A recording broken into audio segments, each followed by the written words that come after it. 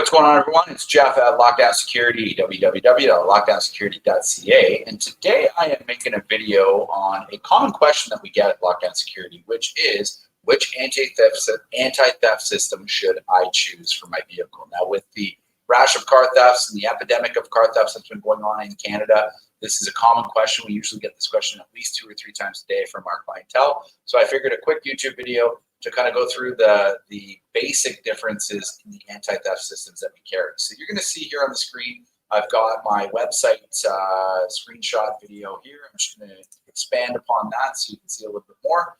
And I'm going to discuss what you see on the page. So this is lockdownsecurity.ca, our webpage, and this is our selection of anti-theft systems. And you'll see we essentially have 4 different options, 5 if you consider the Faraday bag an anti-theft system, but technically it's not. It is an anti-theft accessory. If you look at the systems, we've got the Autowatch GHOST, the Starline i96, soon to be the Starline E9. We've got the KEETEC Rider, and we've got the KEETEC Rider OBD2 port block system. So essentially, what is the difference between these 4 systems? Well, the Autowatch GHOST and the Starline i96, along with the upcoming Starline E9, are what are known as digital anti-theft systems. And the KEETEC Rider is what is known as an analog anti-theft system. What's the difference? Well, a digital anti-theft system will immobilize or keep your vehicle secure by utilizing the vehicle's computer data bus system, commonly known as CAN bus, but there are other designations from a technical perspective that I need to call. But essentially, these digital anti-theft devices are communicating to your vehicle utilizing the vehicle's computer and telling it to either not start or not run. Whereas an analog anti-theft device is actually physically breaking or cutting a circuit, thereby opening it, thereby preventing that circuit from functioning. So in the case of the KEETEC Rider, that specific circuit from a design standpoint is supposed to be the vehicle's push to start button. But as you can see, we've adapted it to also do the same sort of thing on your vehicle's OBD2 port system. And with that, let me just show you here on the screen an actual install diagram for the KEETEC Rider. Now, essentially, this install diagram is showing you the different wiring connections, and we obviously understand that you as a consumer are probably not going to be paying much attention to the install diagram, but I just want to use this as a point of reference to explain exactly what the system does. So essentially, the KEETEC Rider has 2 different circuits that it can immobilize or that it can open and close, as signified by NO1, NO2, NC1, NC2. NO stands for normally open, NC stands for normally closed, and COM stands for common. Basically, from a technical perspective, what this does is it gives you 2 circuits that you can cut and 2 circuits that can be open and closed with the KEETEC Rider. The reason why they provide 2 is that most push-to-start vehicles nowadays have 2 wires that come off of the push-to-start button, the actual button you use to start the vehicle. And because those buttons have 2 wires, you need to have 2 circuits that can essentially be cut and opened in order to stop the push-start button from working. And that's what the KEETEC Rider provides to you. Whereas with the Autowatch GHOST and the Starline i96, they're going to be connected to the vehicle via the vehicle's CAN bus or data bus network.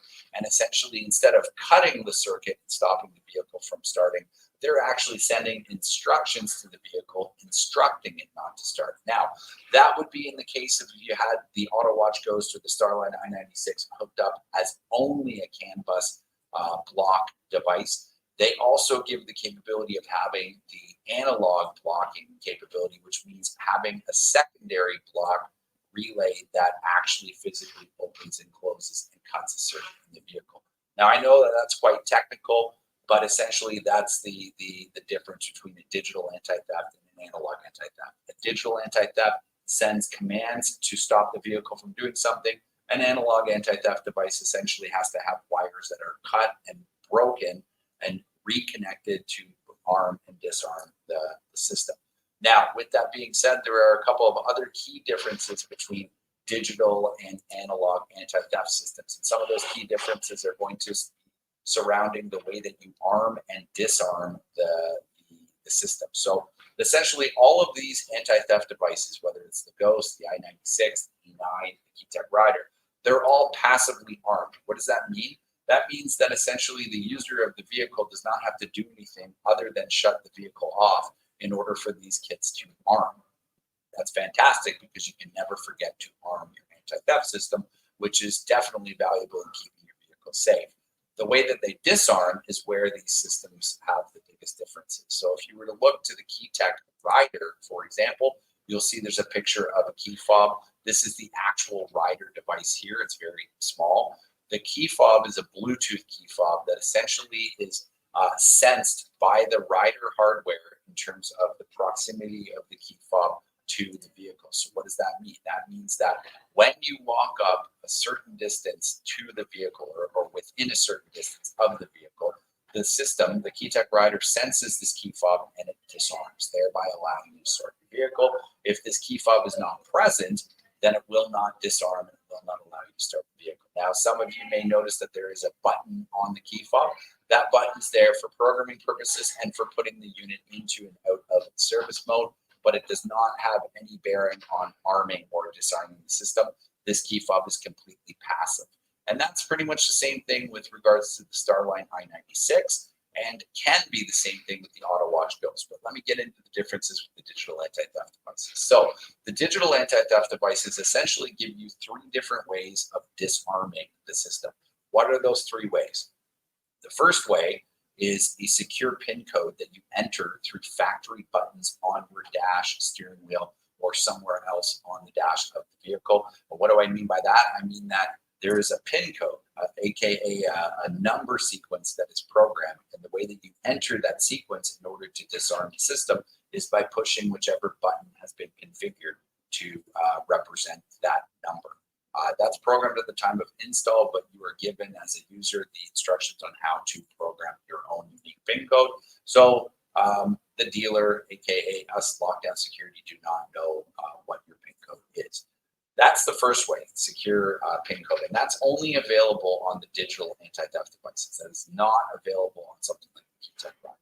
The second way would be with the key fob. So, for example, the Starline i96 comes equipped with one key fob in the version that we sell. The key fob is optional with the Autowatch GHOST, but essentially they also can be equipped with a Bluetooth key fob that is sensed within proximity of the vehicle, so that when you walk up to the vehicle, the anti-theft system senses the key fob and disarms the system from there. So that's method number two. Method number three would be utilizing your smartphone as the key fob. So essentially, the digital anti-theft devices do have the capability of being programmed via Bluetooth to your smartphone, utilizing the appropriate apps that both of these kits provide. And essentially, it turns your smartphone into the key fob. So many people that come to us here at Lockdown Security, what a lot of people like to do, because they carry their key fob or their smartphones with them all the time, they would prefer to just have the smartphone as their key fob and then as a backup have the secure PIN code in case their smartphone battery is dead or in case their smartphone is lost or stolen. They at least have the backup method of entering the PIN code to disarm. Now, full disclosure, you always have the backup method with the digital anti-theft device of entering your secure PIN code, because obviously if you're using the key fob has a battery, and if the battery was dead, you would still need a way to disarm the system, which is utilizing that secure PIN code. You could also opt to run the system in two-step disarm mode, which is where you need the PIN code and the key fob, or the PIN code and the smartphone if you want the highest level of security. Now, with that becomes the lowest level of convenience, because now not only do you have to have your key fob, you would also be having to enter a PIN code every time. So as you can gather, there are multiple different options for disarming digital anti-theft devices, whereas with the analog, there is technically only one, which is the key fob that comes with it. Now, full disclosure, KEETEC Rider also has an emergency disarm procedure, but it is utilizing a secure PIN code that comes on a card that's in the box that is entered via the service button that comes with the kit that's installed on the dash, but it's not using factory buttons. It's using a button that is equipped with the kit, and that secure PIN code is not programmable. It's set with the kit when you buy it. So if you lost the PIN code card that comes in the kit, there's then no emergency disarm procedure for you, so you have to be safeguarding the card if you go with the KEETEC Rider. Now, With that being said, those are the main differences between the kits that we sell. Now, technically, the KEETEC Rider anti-theft system and the KEETEC Rider OBD2 block system are one and the same product. What we are doing is we're just repurposing the application. So in the case of the OBD2 block system, we're utilizing a KEETEC Rider as the base of the system, but instead of immobilizing the push to start button, we are actually immobilizing the OBD2 port. Many of you may ask, well, why would you want to immobilize an OBD2 port? Well, that port, the diagnostic port in your vehicle that mechanics and the dealership use to scan and service your vehicle, is also the port that thieves are using to program new key fobs and to basically spoof the vehicle into thinking that you, the authorized user, is starting it and thereby stealing the car. So if you protect that port by immobilizing it, aka shutting it down with a KEETEC Rider, then you are increasing the safety of the vehicle. So that's why there's essentially two different KEETEC Rider SKUs or products on our website. That's also why there is two different price points. It's a little bit less labor to do the OBD2 port blocking than it is the typical push to start blocking. With that also being said, if you wanted to have both functions with a KEETEC Rider, so push to start immobilization as well as OBD2 port immobilization, you would have to buy two KEETEC Riders. So that pretty much sums up the differences between the kits that we carry. As I've been mentioning in the video, there is another kit that we will be bringing on shortly. It's called the Starline E9. The Starline E9 is going to be replacing the Starline I96. It's going to do the same thing as the I96, but it adds one key function that will be additional charge, and that is car alarm functionality. And if you purchase the E9 as a car alarm and digital anti-theft device, you're going to be getting what's known as a two-way LCD key fob. And I will show you what that looks like. Basically, the two-way LCD key fob, just going to go over to the Starline website, or the Starline section on my website.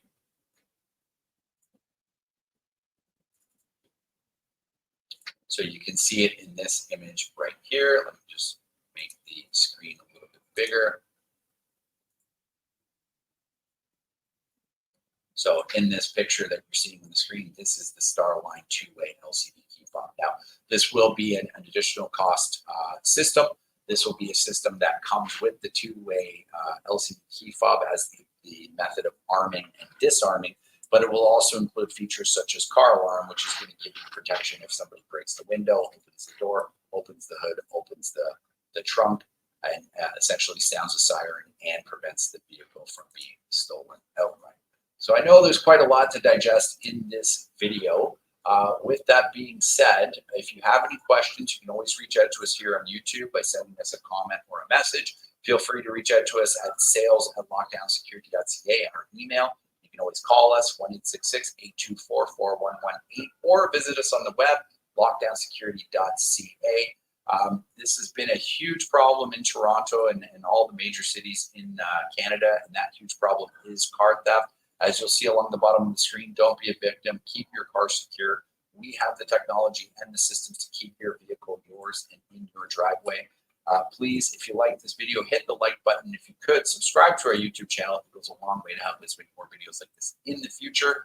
And we hope to hear from you soon. Thank you for watching.